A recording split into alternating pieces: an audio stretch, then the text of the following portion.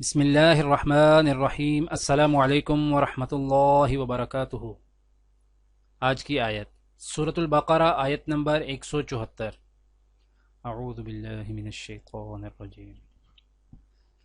ان الذين يكتمون ما انزل الله من الكتاب ويشترون به ثمنا قليلا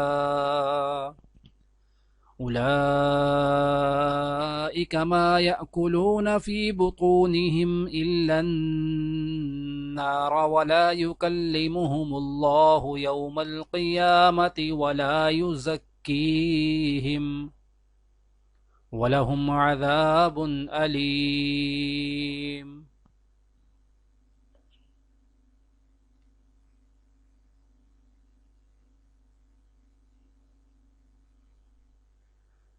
حقیقت یہ ہے کہ جو لوگ اللہ کی نازل کی ہوئی کتاب کو چھپاتے ہیں اور اس کے بدلے تھوڑی سی قیمت وصول کر لیتے ہیں، وہ اپنے پیٹ میں آگ کے سوا کچھ نہیں بھر رہے۔ قیامت کے دن اللہ ان سے کلام بھی نہیں کرے گا اور نہ ان کو پاک کرے گا، اور ان کے لیے دردناک عذاب ہے۔ آج کی دعا: ربنا اغفر لنا ذنوبنا وإسرافنا في أمرنا وثبت أقدامنا وانصرنا على القوم الكافرين۔